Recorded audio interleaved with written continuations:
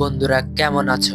আজকে আমরা sweet byte marks এর এপিসোড নাম্বার 12 কভার করব। এর আগের 11টা এপিসোড যারা দেখেনি, লিংক ডিসক্রিপশন বক্সে দেয়া আছে। বন্ধুরা, এই এপিসোডটি এই অ্যানিমের সর্বশেষ এপিসোড, তাই যারা এই সম্পূর্ণ অ্যানিমেটা দেখেনি দয়া করে তারা সকলেই দেখে নিবে। তাহলে শুরু করা যাক। এপিসোডের শুরুতে আমরা দেখি রয়ের বন্ধু জিয়াওশিনকে জিজ্ঞাসা করে যে তুমি কি রয়ের পাস্ট সম্পর্কে জানতে চাও।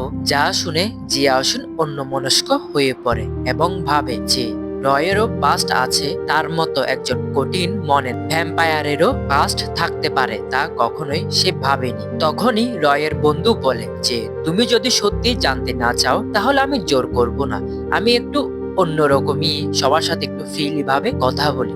যাই হোক, তুমি তোমার বেডরুমে যেতে পারো।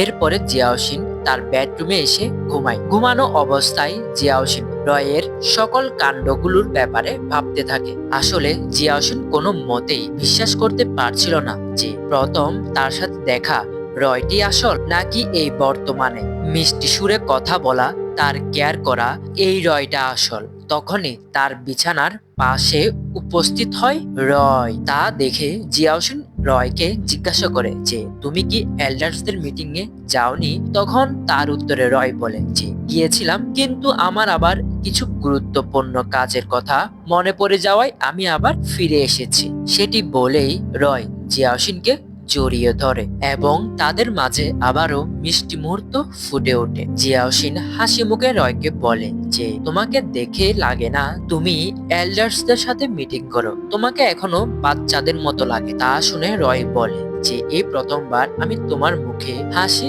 দেখতে পেয়েছি, তাও আমার পাশে থেকে। এমনিতে তো ছোট বাচ্চাদের মতো ভীত অবস্থায় থাকো। এই সকল মজার মুহূর্তের এক পর্যায়ে রয় জিয়াওশিনের খুব কাছে চলে আসে এবং তাকে একে একে দুইবার লিপ কিস করে এবং এরপরে তারা দুজনেই একসাথে সময় কাটায়। যাই হোক, এর পরের দিন সকাল হলে জিয়াওশিন এবং রয়ের বন্ধু একসাথে গার্ডেনে বসে কথা বলছিল। এক পর্যায়ে রয়ের বন্ধু জিয়াওশিনকে নিয়ে মজা নেয় এবং বলে যে তুমি তো দেখি দিন দিন রয়ের প্রেমে পাগল হয়ে যাচ্ছ। যা শোনা মাত্রই জিয়াওশিন লজ্জা পায় এবং বলে যে না না, তেমন কিছুই না।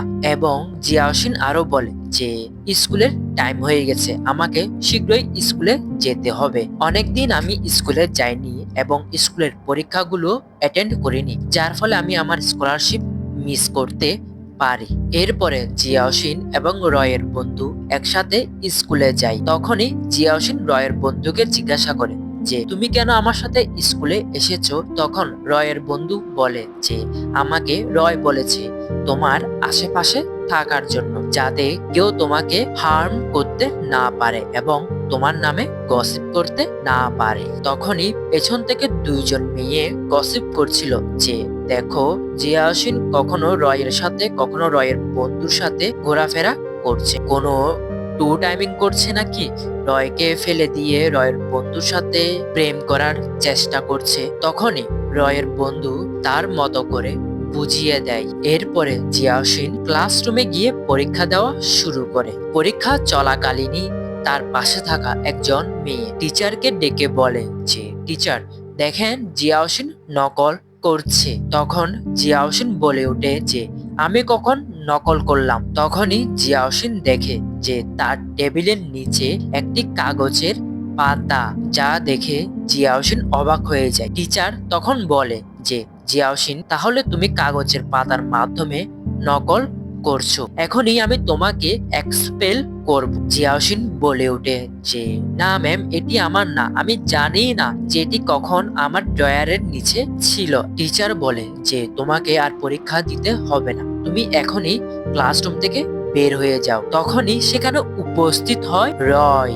রয়কে দেখা মাত্রই ওই মেয়েটি সকল সত্য কথা টিচারকে বলে দেয় এবং বলে যে টিচার, এই কাগজের পাতাটি আমি রেখেছি জিয়াওশিনকে ফাঁসানোর জন্য। রয় তখন আর কিছু না বলে জিয়াওশিনের হাত ধরে আবারও সেই স্কুলের রুফটপে গিয়ে অর্থাৎ ব্যালকনির মধ্যে গিয়ে সম্পূর্ণ স্কুলের মাঝে ঘোষণা করে যে জিয়াওশিন আমার ব্যক্তিগত প্রেমিকা। এখন থেকে যে তার উপর আক্রমণ করবে এবং তার ক্ষতি করবে তাকে সরাসরি আমার সম্মুখীন হতে হবে। জিয়াওশিন রয়ের এই সকল কথাগুলো শুনে প্রচন্ড অবাক হয়, কারণ বন্ধুরা প্রথম এপিসোডেও আমরা দেখেছিলাম যে রয় সকলের সামনে ঘোষণা করে যে জিয়াওশিন তার একজন ব্যক্তিগত ব্লাড সার্ভেন্ট, কিন্তু পার্থক্য হলো যে প্রথম এপিসোডে রয় জিয়াওশিনকে একজন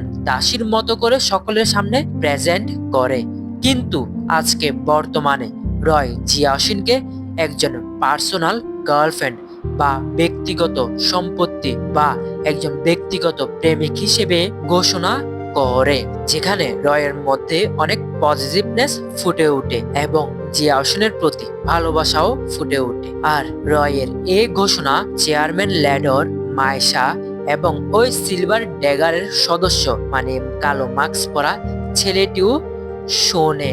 আর এখানেই এই এপিসোডের সমাপ্তি ঘটে। এপিসোডের শেষের দিকে আমাদেরকে একজন মেয়েকে দেখানো হয় যে কিনা অনেকগুলো ভ্যাম্পায়ারদের সাথে দাঁড়িয়ে আছে। যাই হোক বন্ধুরা, এই এপিসোডটি কেমন লেগেছে অবশ্যই কমেন্ট করে জানাবে, আর যদি ভিডিওটি ভালো লেগে থাকে অবশ্যই একটি লাইক করবে। ততদিন এই চ্যানেলটিকে সাবস্ক্রাইব করে এই চ্যানেলটির সাথে থাকতে হবে। আপাততের জন্য গুড বাই।